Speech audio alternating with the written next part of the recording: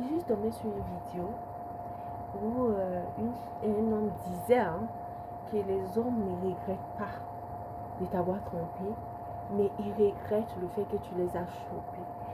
Seigneur, quelle vérité absolue. C'est vrai, pour toutes les femmes qui ont été trompées, surtout qui sont dans le foyer, parce que c'est différent. Quand ils trompent une copine, parfois il peut demander pardon à la copine parce qu'il veut encore la retenir, la manipuler. Mais quand c'est une femme qui nous a mis une bague à la doigt, il y a des enfants qui sont sortis, c'est vrai ce truc-là. Les hommes ne regrettent pas parce qu'ils se disent que ouais, tu vas rester à 50%, 70% parce que sans lui tu n'es rien, à cause de l'enfant tu vas rester.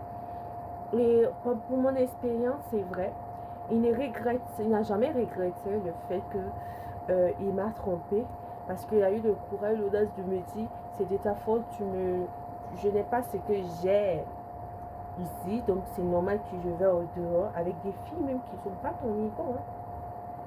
Et les comparaisons, en fait, tu vois, elle parle comme ça, toi tu parles comme ça, elle fait comme ça, toi tu parles comme ça. Il est audacieux même. Et il y a la famille aussi qui soutient. Oui, oui, oui, oui. Il y a la famille aussi qui soutient ce genre de comportement aussi. Parce que quand ta maman te demande de pardonner parce que c'est ton mari, elle ne veut pas te voir comme une femme divorcée. Ou ta belle-mère qui lui dit, moi-même mon mari m'a fait ça, pardon ma fille. C'est même pas qu'on te demande pas pardon, il faut supporter. Et après vous venez dire que aujourd'hui les femmes se sont révélées, mais regardez ces comportements. Si ta maman a voulu rester dans son foyer, parce que soi-disant à cause de nous, c'est son choix. Je ne suis pas obligée de faire la même chose. Si ta mère a supporté la polygamie de ton père, viens pas me demander de le faire. Et les églises, les imams, les chrétiens, moi je vais parler des chrétiens parce que c'est mon expérience. C'est interdit de tromper, mais il m'a trompé. Non.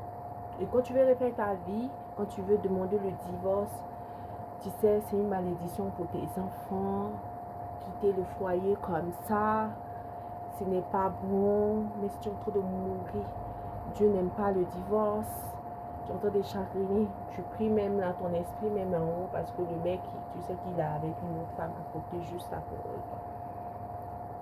Voilà, et tu sais, c'est une tromperie, la tromperie de la femme, c'est tellement difficile à oublier, mais la tromperie d'un homme, la femme est déjà prédestinée à accepter la tromperie. Seigneur mon Dieu. Moi, une fille, un garçon, mes enfants, tu trompes ta meuf, elle a le droit de te quitter. Il n'y a pas à faire de dire que comme c'est une meuf, elle doit se supporter. Ton mari te trompe, tu le quittes. Parce que les histoires de rester dans un foyer où tu es malheureux là. Et vous savez, quand vous acceptez la tromperie, le gars ne t'aime pas. Il va dire, oh, elle m'a pardonné, elle va encore me pardonner. Parce que plus tu pratiques une chose, ça reste comme une habitude. Vous avez remarqué, il y a des filles, avant de rentrer dans le foyer, elles ne supportaient pas la tromperie. Mais à force de pardon, à force de dire parce qu'elle sait que quand il sort, c'est pour la tromper. Jusqu'à va se réveiller, il a déjà 40 ans, 50 ans. Et goodbye. Et lui, là, il s'empresse même de sortir de la maison. Et aller construire sa vie avec une jeune fille parce qu'il a de l'argent, donc il paye son amour. Il dit, moi, je suis contre le divorce et je le serai, je suis pour le mariage. Mais pas le mariage où la femme doit supporter l'infidélité, l'insolence, le manque de respect, la manipulation de sa belle famille. Jamais de la vie. Jamais. Jamais je conseillerais personne, chrétien, musulman, à rester dans un foyer où le gars te manque de respect en permanence. Et moi, on m'a manqué de respect juste quand on appelle même la fille devant moi. Parce que comme j'ai fouillé, j'ai démasqué. En fait, les narcissiques, là, non, au début, moi, j'ai vraiment peur de parler. Je suis un garçon timide. Voilà, c'est difficile même pour moi d'aller draguer. C'est les filles même en général qui me draguent. Ça, c'est au début, elles voient encore vous apprenez à connaître. Donc, tu te dis, il a peur de faire les pas. Donc, tu te sens sûr. Mais, ce sont eux qui inventent des vies qu'ils n'ont pas. Moi, je sais, pour que les filles là au pays là, voilà, parce qu'elles ont envie aussi de venir ici. Ici, c'est qu'il ne peut pas trop manipuler parce qu'on connaît le salaire de tout le monde, on connaît à peu près le train de vie, les quartiers où tu vis, on peut te situer, on peut te positionner. Mais en Afrique, dès que tu dis tu es en Europe, là-haut, l'invention sur l'invention. Moi, je blâme. Moi, quand je t'ai trompé, je pourrais appeler la fille parce qu'il y a des messages que je n'ai pas compris, et tout. Mais jamais je vais engueuler la fille, insulter la fille. Ce n'est pas ma personnalité, à moins qu'elle m'attaque en fait. Parce qu'il y a eu des filles qui m'ont attaqué. Il y a eu des filles très éduquées qui m'ont dit je ne savais pas, il a menti, il a dit les choses.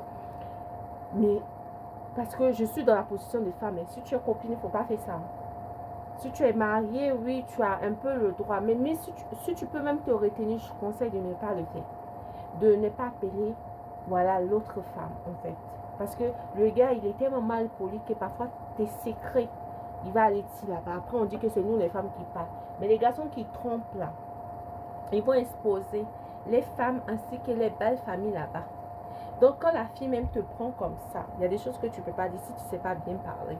Et moi, comme j'ai la capacité de savoir bien parler, il y a des choses qu'elle ne pouvait pas me dire. Parce que le gars, il parle tellement qu'il y a des informations qu'il lançait comme ça.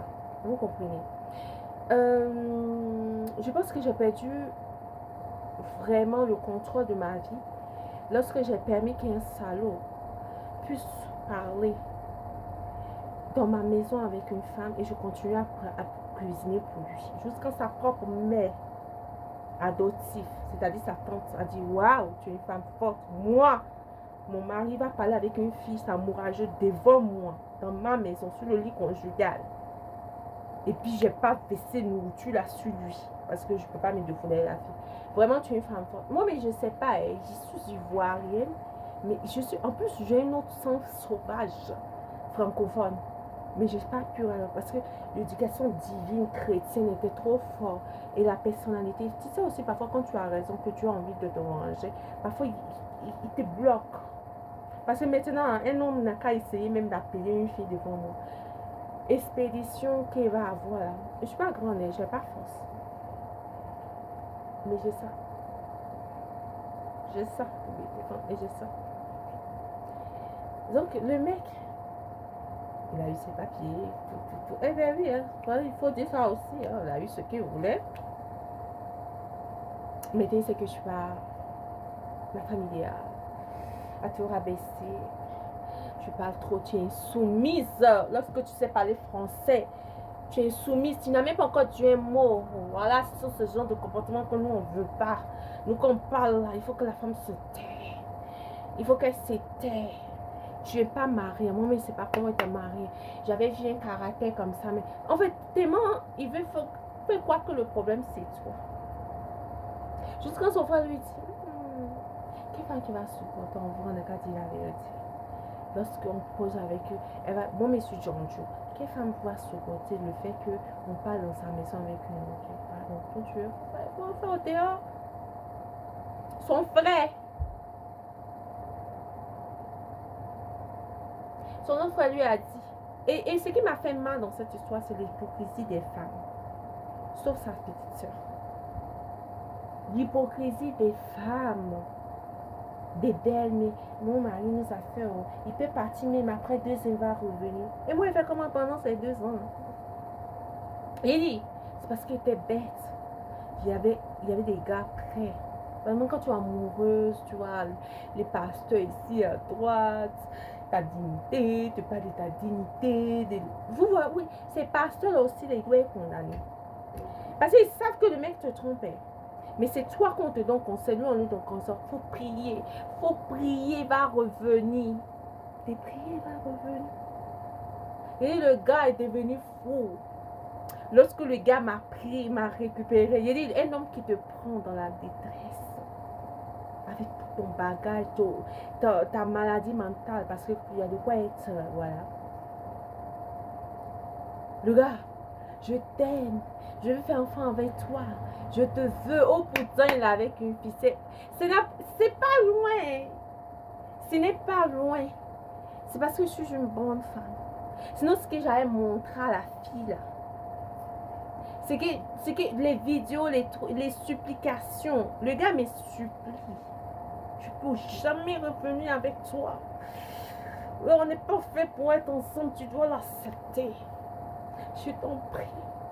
Tu es belle, tu es magnifique, je me rends compte que je t'aime.